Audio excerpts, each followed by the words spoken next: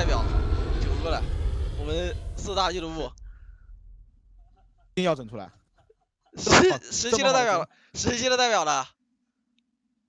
17有代表吗？17有人在直播吗？我看小北在直播。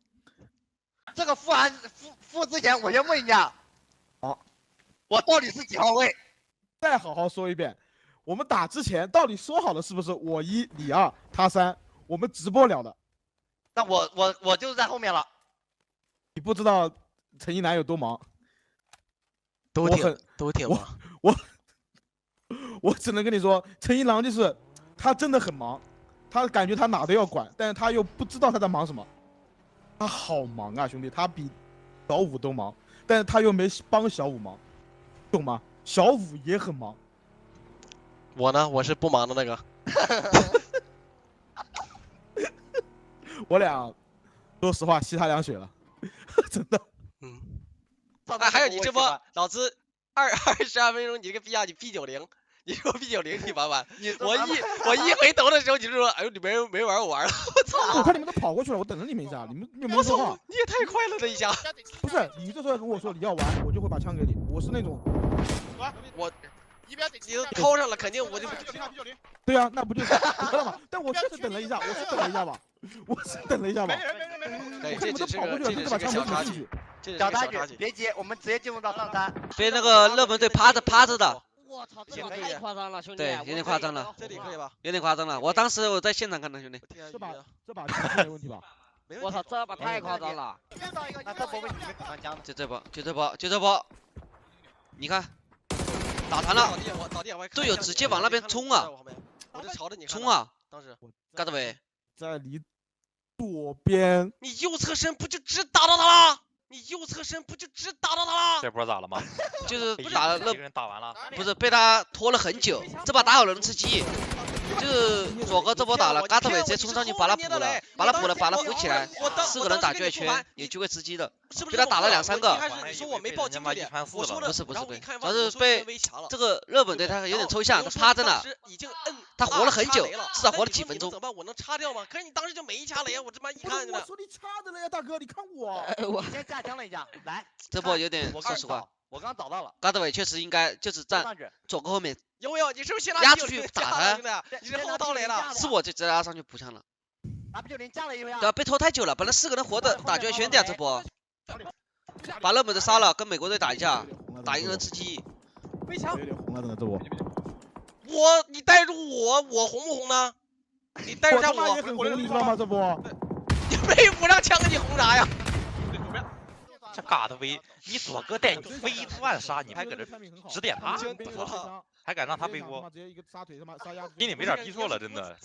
我都不知道这复盘到底复个啥。因为我知道这复盘就是当你想喊人去的那个 timing 已经不好，真搞笑了。别人可能那这他这还在丢雷，你看看。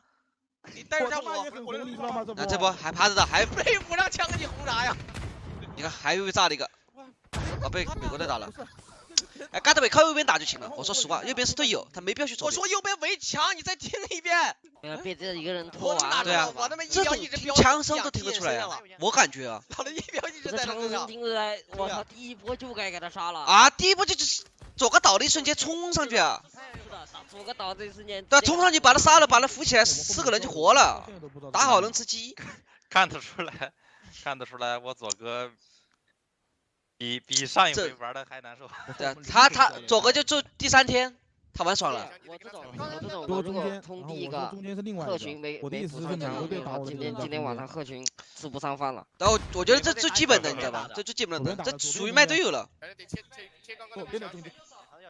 这种有点，对，有点卖队友了。嘎子伟对不？我绝对会心情不好那一下。你看被他拖了多久？被他一个人拖这么久。帮他补一下枪。我再来了。你看，你看看，你看这个时候你还说他还在刚刚的岗亭，就等于你就没听到我一开始报的那个 UV， 就感觉打的时候有点没投入进游戏，你知道吧？这个人我到最后1秒我是不知道他在哪。对，你看还被嘎子伟还不知道，这时候他马了，不马嘎子伟又倒了。他这个闪现过来，我才有点知道他在哪什么地方，然后我去摸他。我说实话还好，这波说实话是真的，这波我觉得他们能吃鸡打得好，所以这把看的是最气的。这个人我到最后1秒我都不知道他在哪。对，你一直以为在岗上。对，看我的站位，看我的走位。我想这个人不岗上你都被打。他这个闪现过来，我才有点知道他在哪什么地方，然后我去摸他。就你正面，你正面。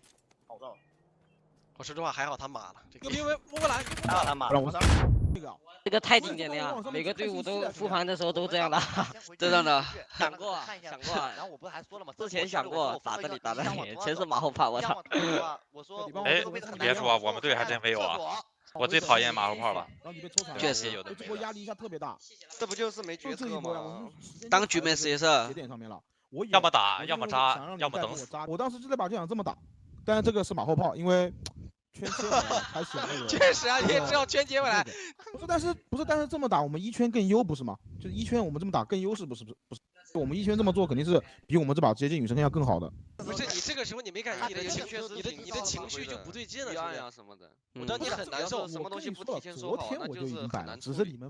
对啊，像嘎德伟，他心里很多想法，他不说出来。今天打起来就会很乱。对啊，他不说出来，他打完嘎德伟清楚的很，什么都知道，这没说。给我发篇小作文。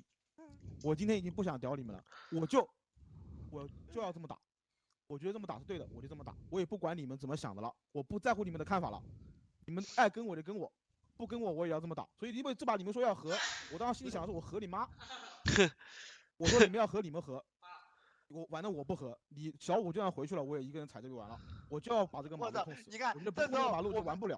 这时候我就是交流我们的，我后面的英国在脸上。那我就不知道，就我觉得你们第一天、第二天打的太他妈怂了，什么事情都不敢干。我没有说，不是，你又说，那你说我怂了点了哪？我哪里有不敢干了？哦，第一天是队友怂，就是你们对我说的都很多东西，就是我想贪，我想去冒险，你们都说你贪，那你说不和，那是不是听你的了？对，那我们我觉得嘎德伟这样说话不对。劝我呢，第二天又要劝我呢。他指挥，劝你啥了？场上打架什么的都是，可能是他话语权重一点。他说这种话，我觉得有点搞心态。好好打完了。不知道怎么让你摸，我站在我的视角里，我就是要摸。